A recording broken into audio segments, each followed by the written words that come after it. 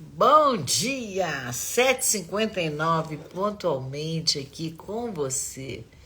A minha xícara predileta, Snoopy Charlie Brown, um monte de coraçãozinho, você, eu e o Rei Solomão aqui entre a gente. Vamos tomar café juntos? Muito bom. Simone, querida, bom dia. Deixa eu acenar para você. Bom dia, bom dia. Bom dia.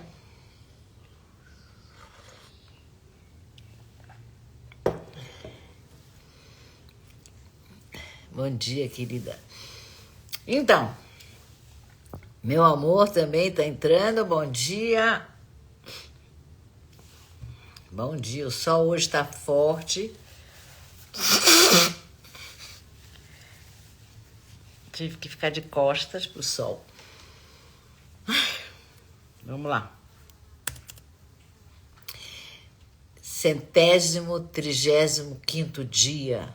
135 dias que nós estamos lendo o livro de Eclesiastes. Estamos no capítulo 7. Vamos ler o verso 14. O capítulo 7 ele é bem grande. Se não me engano, eu vou lendo um de cada vez, mas eu dei uma passada geral. São 28 ou 30 versos, né? E o verso de hoje é assim. Ele fala assim: no dia da prosperidade, alegra-te. E no dia da adversidade, considera, né? Então, bom dia para você que está entrando agora. Bom encontrar você aqui, firme no caminho, né, Simone? Bom dia. Dri, querida, bom dia. Estamos aqui firmes nesse caminho, todos curiosos, curiosas, abertas, com esse nosso coração que topa pensar na vida com profundidade, poesia e, claro, uma pitadinha de humor de vez em quando não faz mal a ninguém, né? Então, hoje o Salomão nos traz um verso que é quase uma bússola para a gente navegar na nossa existência. Nos dias bons, celebre. Nos dias difíceis, observe. Não reaja, não haja, observe.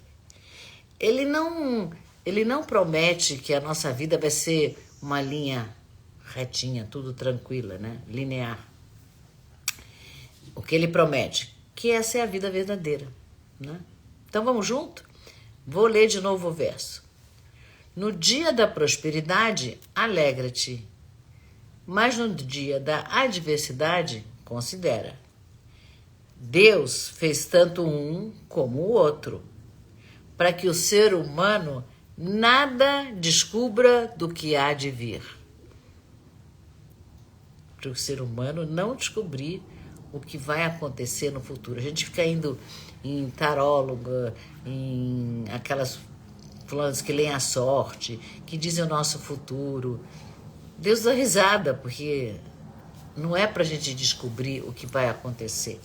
É para a gente viver um dia de cada vez com aquilo que aquele dia nos trouxe, né? Às vezes nos traz bênçãos maravilhosas, sempre nos traz bênçãos. E também junto com as bênçãos vêm as adversidades. E a gente vai entre um e outro, vai se equilibrando, né? Entre um e outro. Então, na visão sistêmica, o que esse verso está nos dizendo? Ele está nos dizendo que a vida tem dois lados. E para Hellinger diz assim, que a alma, ela cresce em dois movimentos. Bom dia, Simone. A alma cresce em dois movimentos, diz Hellinger.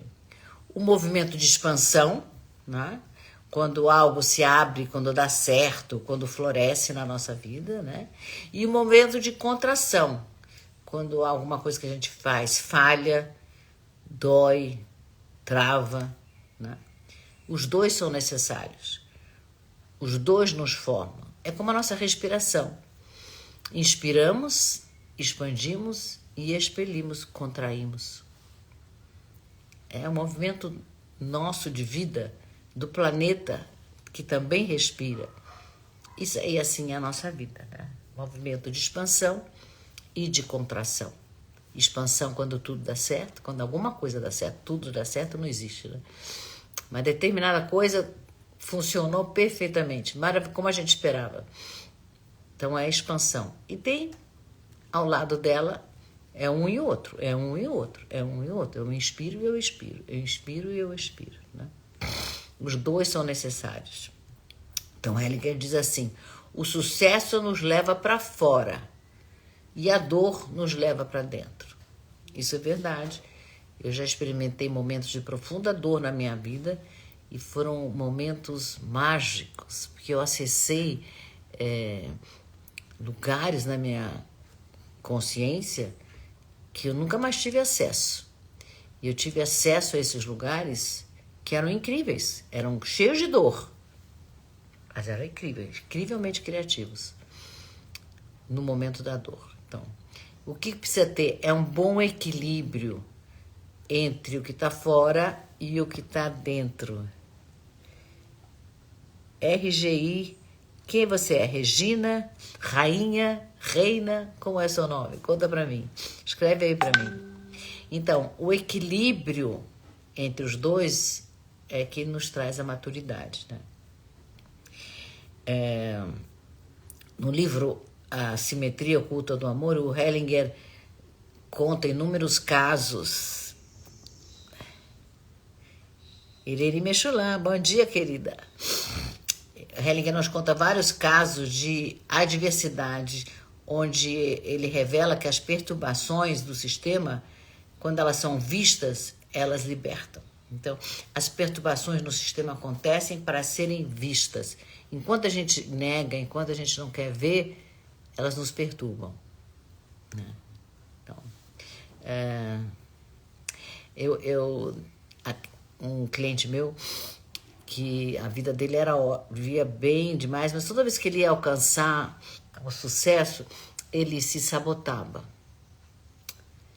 E ele veio para mim, não sei por que eu faço isso. Eu tava ali, eu ia fechar o negócio e na hora H me deu dor de barriga, eu não fui, o pneu do meu carro furou, cheguei atrasado, sempre tinha alguma coisa que atrapalhava, né?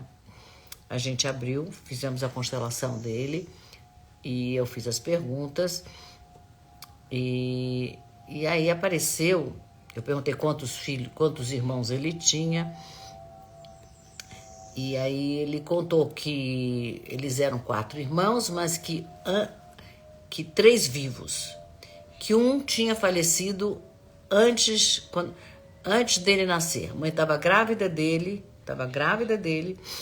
quando esse irmão morreu. Morreu de uma morte, aquelas mortes que os bebês têm. Dormindo, morreu. Tinha acho que, sei lá, 1 ano e meio. Não tinha mais do que isso. E era um irmão mais velho que ele. E nunca ninguém falou a respeito. Claro, como é que ele podia celebrar a prosperidade dele se ele carregava o peso de alguém que nem viveu? Reginaldo, que bom que você colocou teu nome. Muito bem-vindo, Reginaldo. Então, como é que esse homem podia celebrar a prosperidade ou as coisas darem certo? Ele sempre se boicotava nas coisas pequenininhas, porque ele carregava dentro dele o peso desse irmão que nem nasceu, né? Então, agora me lembrei, tinha mais uma questão com esse. Ele diz assim: eu sou o primeiro filho, né? Eu sou o primeiro. E depois de mim, então, antes de mim teve um que faleceu, mas eu sou... Bom, enfim. Então, a gente incluiu esse irmão na constelação. E aí, ele pôde dizer para esse irmão: você foi primeiro. Esse não era o lugar dele, ele não era o primeiro. Ele era o mais velho, né? Ele era o primeiro vivo, mas não o primeiro a nascer, né? Então, ele falou: você é o primeiro a nascer, eu sou o segundo. Então, já colocou ordem no sistema, ele já tinha um lugar dele, né? E aí ele sentiu que ele sentiu que ele tinha uma permissão, que ele estava no lugar dele, né? Ele tinha permissão de poder viver, né? Então, quando vinha a prosperidade, que antes ele vivia como culpa, como é que eu posso ter prosperidade? Agora ele sentiu que ele podia receber essa prosperidade com gratidão. Manda foguinho, manda coraçãozinho. A adversidade revela, né? Como eu já disse, né? E a prosperidade expande. As duas são necessárias. As duas são necessárias.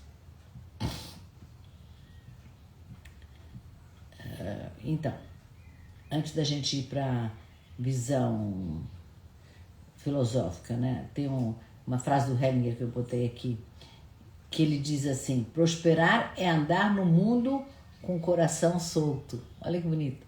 Prosperar é andar no mundo com o coração solto. Os dias bons são convites à alegria, mas não à arrogância, né? Não é porque você está no topo, quando você está com tudo certinho, que você pode se sentir superior. Nunca, né? A gente caminha com humildade nessa vida e aceitando o que a vida nos traz. De preferência mais bênçãos. Né? Então, para quem entrou no meio do caminho, essa live vai ficar gravada e também você pode receber a transcrição da live no grupo do WhatsApp, o Rei Salomão cá entre nós. Se você tem um monte de trâmites para entra na bio, ninguém entra. Então eu vou fazer um shortcut, fazer uma coisa mais rápida. Escreve assim: eu quero, que aí eu quero, põe o seu arroba ou o seu WhatsApp escrito para mim, que eu incluo você ainda hoje, você vai poder receber a transcrição de toda essa live e de todas que virão daqui para frente, ok? Então, para quem entrou mais tarde, viu, Reginaldo? Então, vamos à visão filosófica, né? Hoje eu vou falar do filósofo Kierkegaard, que é dinamarquês, né? Ele é o filósofo da angústia, porque tem que trazer os dois pesos, né? Eu trouxe ele. Ele fala sempre muito da angústia, do paradoxo da fé como um salto. Para ele, a existência humana era feita de altos e baixos. Claro, como disse Salomão e como, né, todos nós já aprendemos. E os dois são verdadeiros, tanto os altos como os baixos. Ele dizia que a alegria nos expandia e a dor nos aprofundava. Não diga, ele está repetindo Salomão, por isso que eu coloquei, igualzinho, né? Mas aí, o que é importante que ele diz que é novidade: prosperidade sem reflexão vira vaidade. Bom dia, Regina. Prosperidade sem reflexão vira vaidade. E a adversidade sem reflexão vira desespero. Os dois precisam de reflexão. Oi, Simone. Eu vou anotar aqui as pessoas que querem, porque eu vou colocar para dentro, tá? Só um minutinho. Vou te achar no Insta. Bom dia, Leide. Então, quem quiser entrar no grupo, escreve eu quero. Eu quero, a Simone já escreveu. Simone Torraca.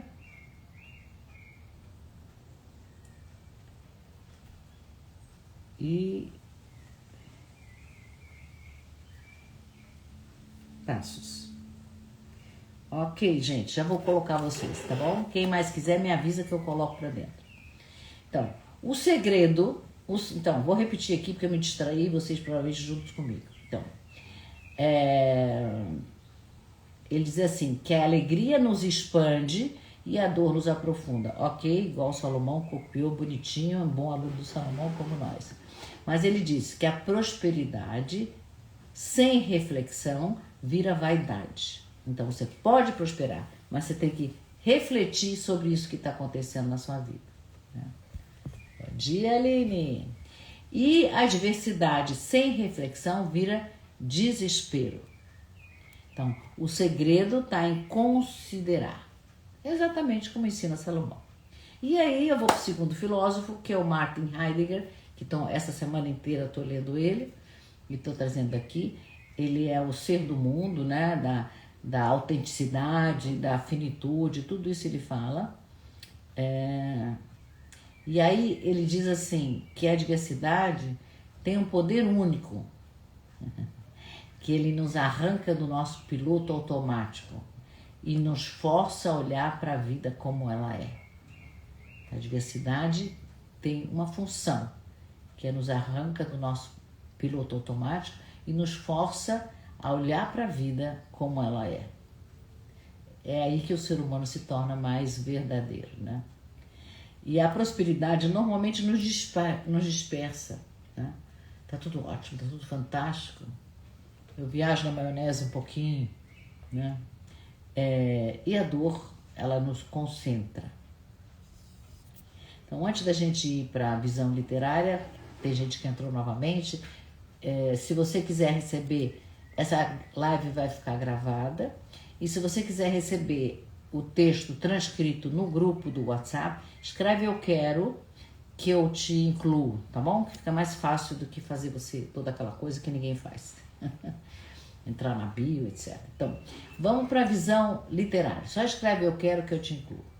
Visão literária, claro, na parte dos problemas, eu vou trazer o José Saramago. Ensaio sobre a cegueira. Também estou falando sobre esse livro a semana inteira. O romance mostra de uma forma brutal que a humanidade, ela se revela na hora da adversidade, né? Aí aparece tudo. Quando tudo desaba, todo mundo, ninguém mais enxerga nada, todo mundo fica cego, aparece quem a gente é, né? É no dia difícil que a gente vê a alma, né? E aí aparece a alma das pessoas, num ensaio sobre a cegueira. Bem interessante. E eu trouxe a linda Lígia Fagundes Telles, no livro dela delicioso, que chama As Meninas, né? Conta a história dessas meninas e como a vida oscila entre elas têm esperanças e as desilusões. Esperança, desilusão, né? E como a partir desse atrito entre esperança e desilusão é que nasce a consciência. A consciência nasce daí. Então, os personagens amadurecem justamente porque elas enfrentam dias que elas não queriam viver, mas elas vivem, enfrentam e passam adiante, né? Puro Rei Salomão, né?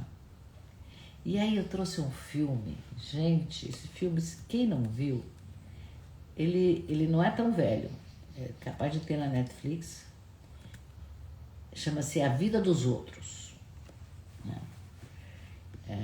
Foi vencedor de melhor filme estrangeiro.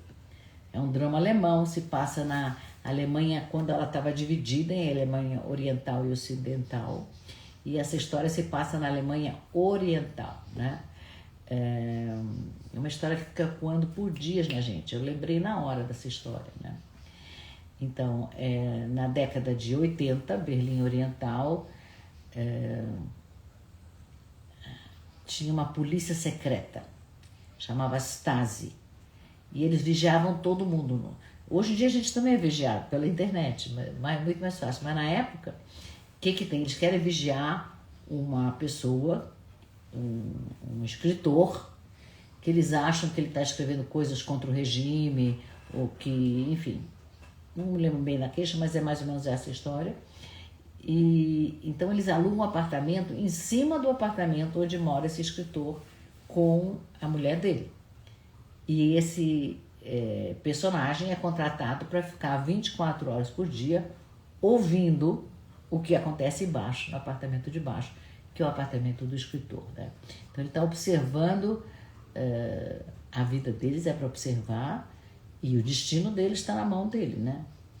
Então esse agente que vai para esse apartamento de cima para ouvir, escutar, ele é meticuloso e ele é sozinho, ele é solitário, ele não tem nenhuma expressão. Aquela coisa é uma máquina ali ouvindo, né? Então ele obedece o que mandaram ele fazer. Ele não foi programado para sentir nada, ele foi programado para obedecer. Então ele está de cinza, está em silêncio o dia inteiro, não tem o que falar, porque ele está lá na escuta. Então ele tem essa missão de vigiar esse dramaturgo e a companheira dele. E a companheira do dramaturgo é uma atriz famosa, com a alma vibrante. E aí começa o milagre, né? Então ele passa a ouvir noites inteiras o som da máquina de escrever, o escritor está escrevendo, né? Os diálogos do casal, cheios de humanidade, de riso, né? Muito delicado a relação dos dois. Eles têm medo, eles têm coragem de estar fazendo o que eles estão fazendo, porque provavelmente ele está escrevendo realmente algo contra o governo, e eles têm uma paixão muito grande entre eles e pela vida, né? Então, a gente que está lá em cima ouvindo e tudo isso, lentamente o filme mostra como ele começa a se transformar. Algo dentro dele começa a acordar, a despertar. Então, o filme mostra com sutileza, com profundidade, como a vida dos outros pode ser justamente aquilo que vai nos devolver a nossa própria vida. Através da vida dos outros é que ele vai se reconectando com o seu ser, com a sua alma, com o seu sentimento, com a sua própria vida, né? Então, o perigo, a adversidade, o regime opressor, o risco de punição funciona como uma bigorna, onde a consciência é o tempo inteiro batida e refinada, né? Então, o personagem, que sempre foi uma sombra, ninguém sabe que ele existe, porque, né, ele é um agente secreto. E aí, quando ele começa a se humanizar, ele passa a fazer escolhas que ele não faria como a gente, né? Ele passa a fazer escolhas de um homem que está desperto, né? Então, a função dele é destruir aquele casal e ele começa a proteger. Então, quando tem falas que podem incriminar, ele apaga da gravação. Então, ele começa a sentir, em vez de obedecer a ordem que foi dada a ele, né? Então, e ele percebe que ele sente um amor por aquele casal. E aquele casal nunca vai saber o que ele fez, né? Como ele ajudou, porque ele apagou tudo aquilo que realmente podia incriminá-lo. Então, esse filme, A Vida dos Outros, é um lembrete poderoso do que o Salomão diz nesse verso, né? Às vezes, no dia da adversidade, que a gente realmente descobre quem a gente é. E no contato com vidas diferentes da nossa, a gente pode reconhecer aquilo que a gente deseja ser. A gente pode se espelhar. Olha, eu acho tão bonito isso que essa pessoa faz. É um aprendizado, é um modelo para mim, né? Como foi pro agente aí no caso, né? Pro personagem. A cena final, não vou dar spoiler, vocês têm que ver o filme. É uma cena das mais emocionantes que eu já vi do cinema europeu moderno, né? Maravilhoso. Então, super, super recomendo o filme. Então, a adversidade revela, a prosperidade expande, são as falas do rei Salomão, e as duas são necessárias. Então, mais uma vez, para quem entrou enquanto eu estava falando, essa live vai ficar gravada e a transcrição dessa live eu coloco todos os dias no meu grupo do WhatsApp do rei Salomão. E você pode tê-la e ler em 2 minutinhos, tá? Você recebe todo dia. Para isso, escreve "eu quero", que eu anoto seu nome, e eu te coloco no grupo ainda hoje, tá bom? Então, as nossas perguntas para hoje. Como é que é quando alguma coisa dá certo na sua vida? O que você faz? Você celebra ou imediatamente vem uma frasezinha, alguma coisa vai dar errado? Há uns dias eu atendi um cliente que ele me falou exatamente isso. Que ele ganhou, ele ficou super feliz, levou 1 segundo, veio a vozinha e disse assim: "Ah, mas você vai perder em seguida". Ele ganhou no jogo. "Ah, em seguida você vai perder". Será que isso acontece com você também? Conta pra mim. Conta pra mim. Nos dias que são difíceis, como é que você age? Você considera o que está acontecendo ou só reclama? Como é que você age nos dias difíceis? Que adversidade recente você sente que você se aprofundou na dor? Tá? E ao contrário, qual prosperidade recente você não se permitiu saborear? A gente tem que celebrar cada conquista, por menor que ela seja. Precisamos celebrar. Eu celebro todos os dias, mais um dia com o Rei Salomão. Celebramos todos os dias aqui, de manhã, estando aqui juntos, né? Ok, são as nossas perguntas para hoje e vamos para a nossa meditação final. Né? Então, soltamos o ar. Inspira. Fecha os olhos. Imagine que você está diante de duas janelas. Numa janela entra o sol quente, como hoje, macio, dourado. Na outra janela entra uma luz cinza, já do anoitecer. Ela é suave, ela é silenciosa, convidando para a introspecção. Agora percebe, as duas janelas te iluminam. De maneiras diferentes, mas as duas janelas te iluminam. Inspira. Sente o calor do dia bom. Solta o ar, reconhecendo a sabedoria do dia difícil.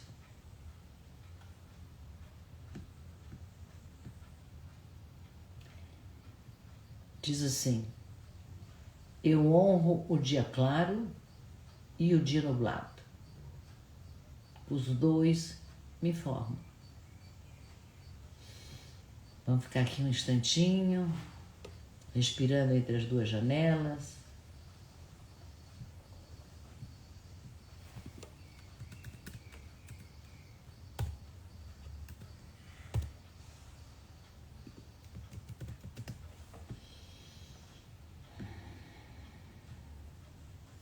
Muito bem.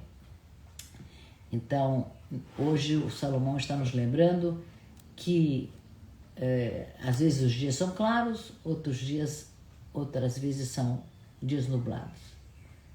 Mas todos os dias são versos ou capítulos da mesma história. De quem é a história? A nossa história. Né? Então, tem capítulos mais claros nessa história, tem capítulos mais nebulosos, mas são capítulos da nossa história. Então, é isso aí, que seja um dia ensolarado, curta o que vier, né? Receba com o coração aberto tudo aquilo que a vida vai nos trazer hoje. Eu recebo tudo que a vida vai nos trazer hoje. Então, até segunda-feira, juntos com o Rei Salomão. Um beijo, desfrutem.